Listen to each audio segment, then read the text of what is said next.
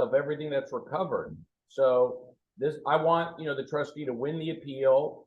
I don't, there's a lot going on there, but it wasn't like, it was a legitimate purchase through a legitimate auction, and I had multiplicity of reasons for participating in it, and we are where we are. And now I love that the jeweler got sued, and now he's not going to be disappearing on anybody. I'm glad he's still alive, and I hope to get some more evidence soon.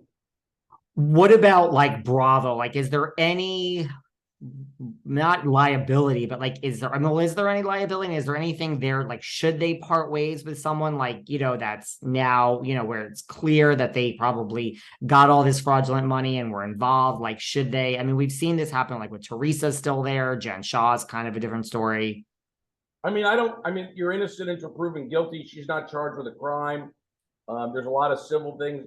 I mean, Bravo, I've been critical of Bravo that their business model forces these women and actors, if they're not women, to basically try to outdo themselves. And what I've learned in dealing with fraudsters my whole career, mostly I pursue them. I don't really represent a lot of fraudsters of all the people they hurt, but my experience is sometimes they justify the first theft, and then it's the second theft, and then they lose their moral compass.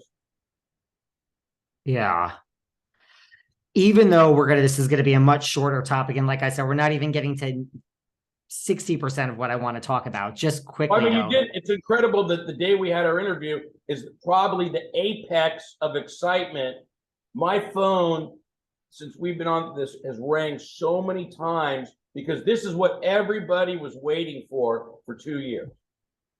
Well, I mean, on that matter, I mean, and this really is going to come down to like Tom's mental state. I mean, is that true, or am I just simplifying that? Like, if has Alzheimer's, is not capable, then this is all going to go away for him? No, because you have his son-in-law who's approving the letters, and the CEO who's responsible for the firm. I mean, not every firm has a CEO. No, but they're going to have to either plead or go to trial.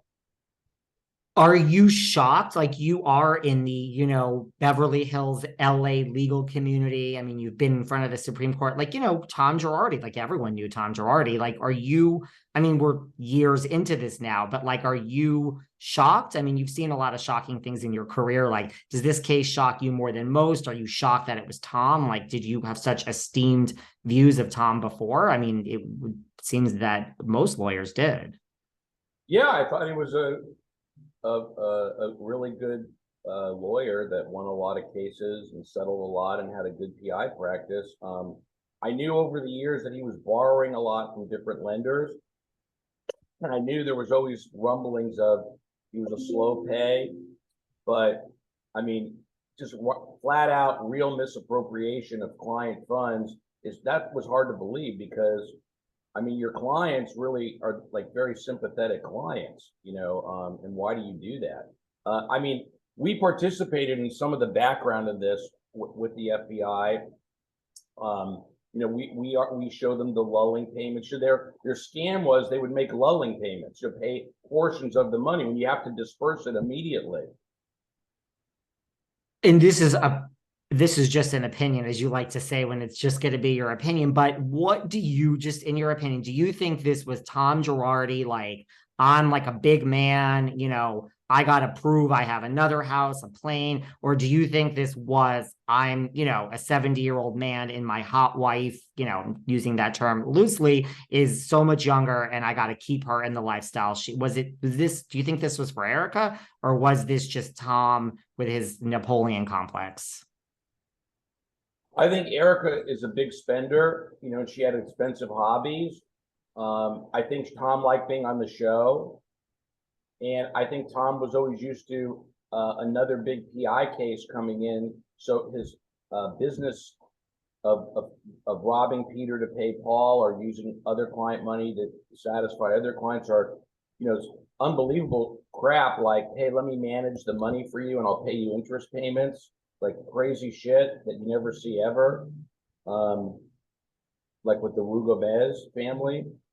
I think that that's just what he did. He's old school. Like, he is not used to there was lax oversight. He won over 150 state bar complaints. I just think he was good at beating them. I think the state bar now is probably overcompensating, but I mean, look, something went wrong that the federal judge put a stop to it. He said, I don't understand. Have that money in there by tomorrow, or I'm holding you in contempt and I'm freezing all your assets. I mean, only a federal judge has that much power so quickly. So I think that, and I was listening to those hearings and I was tweeting out like crazy, like this is the end of Tom Girardi, because he's not wiring $2 million. No. And is there something similar you see between like Bernie Madoff and Jen Shah, Tom Girardi, like what, like the white collar criminal? Is it just what? Do they truly think, I mean, I guess maybe Tom didn't, but like, is it more like what I'm doing? Like, does Jen Shah, like, is it like I'm smart, Madoff, a Ponzi scheme? Do they think what they're doing is not really illegal? Like maybe it's a little illegal, but like I'm just smarter or is it just like I deserve more Gucci and more Cartier and I'm going to live above my means? Like, like you've been involved in so many of these cases. Like, is there a mental mind state that most white collar criminals face or inhabit? And do they truly never think they're going to get caught? Because I always tell like the backstory of like, you have little things where someone talks to you, even with Jen Shah, like they do this and then it goes away. So you're like, well, that was scary for 3 days, but hey, I've had 9 months of it. Nice. You know what I mean? Like if someone's closing in on you and then it goes away, you're like, well, okay, this is like, I think, do they really think this is just endless? It will go on forever? I think they're not thinking, like Jen Shah, instead of stopping, she worked hard to cover it up.